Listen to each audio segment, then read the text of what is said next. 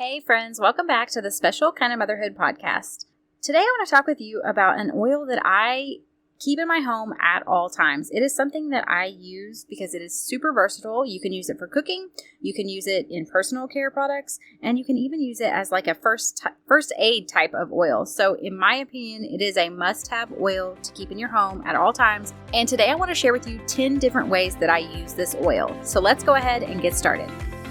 Hi friend, do you dream of having a garden but you don't know where to start? Do you want to switch to more natural products but feel overwhelmed by all the options? Do you believe that a holistic lifestyle would help your special needs kiddo but you're daunted by all the information out there? Welcome to the Special Kind of Motherhood podcast, where you will learn how to work towards your dream for homesteading, gardening, and holistic living in small, simple steps that won't overwhelm you. Hi, I'm Ashley. I'm a wife, Jesus follower, and mom to some amazing kids. As some of my kids began experiencing health struggles and developmental delays, I decided it was time to switch to a holistic lifestyle. I quickly became stressed out and burnt out, feeling like I needed to change everything at once. I finally realized that I had to start making one small change at a time, then build from there. I learned to walk this holistic journey in a way that works for me and my family, without stress or overwhelm or constantly feeling like I wasn't doing enough. If you're ready to hear from another mama who understands what it's like to have no time and who can help you make changes towards better health for your family in a way that works for your specific life, then this is the podcast for you. Pop in your earbuds, reheat your coffee for the third time, and let's do this. All right, friends, so if you're wondering what oil I am talking about, it is coconut oil. And it is something that I've used for a long time. My sister used to tease me whenever I had my oldest son because she would say that I would say coconut oil could cure everything. I'm sure you've seen those funny memes about like coconut oil being the problem for everything. And I have found that I use coconut oil for so much in my home. So today I want to share with you 10 different ways that I use it. And I also want to talk just for a second before we get started with that about the different types of coconut oil. And basically the difference is you can either get a refined coconut oil or an unrefined coconut oil. And I actually use both of these. I know some people who will only use like a cold pressed unrefined coconut oil, and I think that is great. And that is what I tend to use more often than not. But there are specific places where I will use a refined coconut oil, and I will share with you where those areas are.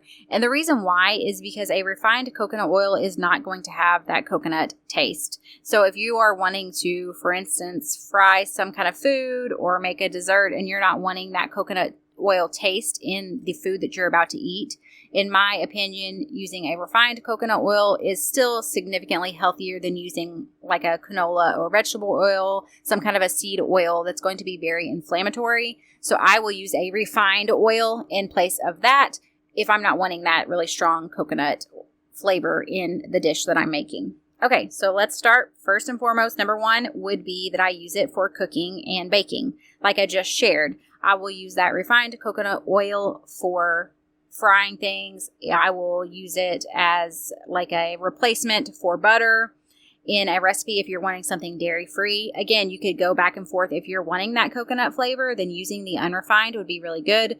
But if you're baking something and you don't want the coconut flavor, then go with the refined instead. I just get an organic refined coconut oil from Walmart, and that is what I will use. It is also safe for cooking with high heat because it is high in saturated fats, so it's really good for frying things as well. Okay, number two is I use coconut oil for oil pulling. And with this, I will typically use a good quality, cold-pressed, unrefined coconut oil. Now, the reason why coconut oil is so good for oil pulling, which if you don't know what that is, you're just essentially putting some oil in your mouth and letting it sit in there for an extended period of time.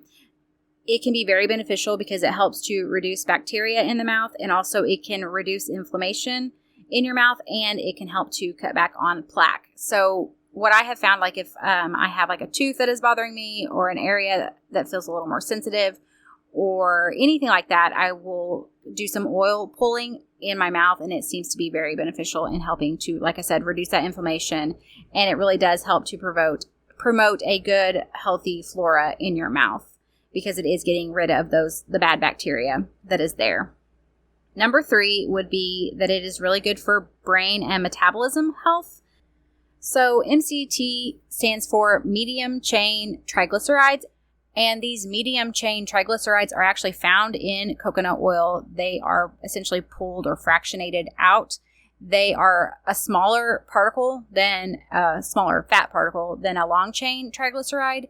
So basically they're going to be more bioavailable to the body. They're going to provide a quicker energy source, and they can be very beneficial. I'm sure a lot of you have seen or heard of MCT oil.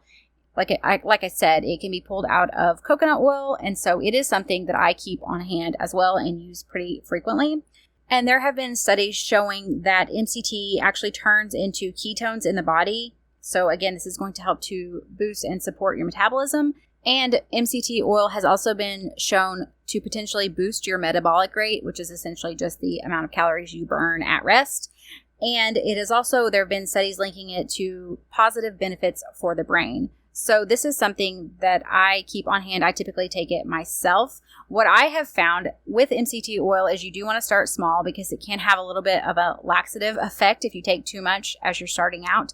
But what I also will use this is if I have a child who is struggling with some type of mild constipation, I will add just like a quarter of a teaspoon to their drink. And a lot of times it will the oil will help to get things flowing and really help them to have some relief from constipation without any kind of over-the-counter medication or anything like that. Again, this is talking about a very mild, not anything chronic, but if they're just struggling with something for some specific reason, I will keep MCT oil on hand for that. Plus, I just put it in my coffee or tea or whatever pretty much every single day just to give that good brain and metabolism boost to my body. Number 4 is pretty straightforward. I will also use coconut oil for soap making. There are lots of different recipes and formulas that you can do for soap making. Coconut oil does have its own specific benefits. Again, if you are looking at soap making and you're wanting to use lye, then I really encourage you to go find some tried and true recipes. Again, coconut oil is frequently an ingredient that is used in soap making, but when you are working with lye, you want to make sure that you are following the recipe specifically and that you are using all safety precautions that are necessary. So I'm not going to necessarily go into deep detail with that. If you guys are interested, I can share a couple of the soap making books that I follow and really typically get my recipes from that I know are trustworthy. But it is something I keep on hand whenever I'm getting ready to do a big batch of soap making. Okay, number 5, I will use it for making my own natural products. So what I like about coconut oil is that it can soothe rashes. It really does well at moisturizing the skin. It also has antibacterial properties, and you can also use it as like a treatment for dry hair. So you could use it on like split ends. You could use it as like mix it in with other things like jojoba oil to make like a hot oil treatment. There's just a lot of different varieties. Again, I will often use it in some kind of a recipe. I might infuse some herbs with some coconut oil in order to make some kind of a balm or something like that. I just typically find that having it on hand, even if I just have like a dry patch of skin, I can just grab some coconut oil and just rub it on that straight if that's what I need to do, which is really, really nice. Number 6 is as sunscreen. So I would not use this by itself because it does have some SPF properties, but it is not super high. But coconut oil can actually be used with a blend of other oils in order to make your own natural sunscreen. And a lot of times we feel like, I don't know how old you are, but like when I was growing up, we used to do like baby oil on our legs in order to try to get a tan. And so often we think, oh my goodness, if I slather myself up in oil, then I might burn worse. But that is, if you're using the right kind of oils that are actually going to be protective to your skin, then that is actually not the case. Because what happens is these oils absorb into your skin and create kind of like an SPF barrier, essentially to block some of those rays, and it can be very beneficial in helping you to not get a sunburn. So keeping that on hand, mixing up your own recipe. I will tell you, I have said this before, I have never made my own sunscreen, but if that is something that you are interested in, it's great to use that in a blend as well. Number 7, you can use it as a natural toothpaste. A lot of people, again, kind of like we talked about with the oil pulling, it has a lot of benefits when you're looking at any kind of oral health. And a lot of people will mix it in with either like a baking soda or maybe some kind of a clay, like some people will do bentonite or charcoal, and they will make their own natural toothpaste out of it. I, again, have not done that because we have some other toothpaste that we really like, but that is something you could do. Number 8 would be to use it actually to remove stains. So this, you could mix it with baking soda and make like a paste out of it, or just put some oil on a rag, and you can put it, like, let's say you have a stain spot on a wall or something that you're having trouble getting that marker or whatever. You could try coconut oil to remove that stain. Or, like I said, if you're needing like a little bit of grit along with it, using that baking soda to make a paste along with the coconut oil can be very beneficial. Also, coconut oil can be helpful in getting gum out of hair. Now, we're not big gum chewers in my house, because if we were, we would have gum in the hair pretty frequently. But I know that it can be very good at helping to create that oily texture in order to help you to get gum out of your hair or your child's hair. Number 9, I use this pretty much every night, is to use it as an eye makeup remover. I don't typically want to go to the store and get like a pre-made chemical-laden eye makeup remover. So I will just put a little bit of coconut oil, like rub a dab on my eye, and then get like a cotton round and wipe off all of my eye makeup. And I find that to be really helpful. I just put a little bit on my eyelid or something like that and rub it in. And it does a great job at removing any kind of eye makeup that I have on. And number 10 is to use it in a blend to repel mosquitoes. So this is something that I would make probably like a salve or something like that. And I would use the coconut oil. I might infuse the herbs that I want to use. It might be something like citronella, geranium. Well, I probably wouldn't use geranium because we don't really like geranium. I don't like the smell.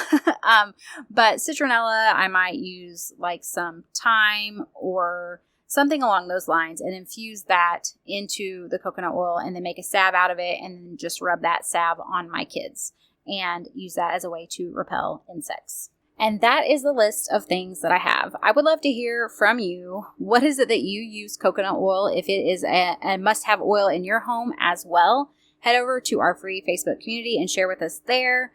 I love finding new ideas of different ways to use stuff that I already have in my home. So you can find us at bit.ly/motherhoodcommunity, or the link is in the show notes below.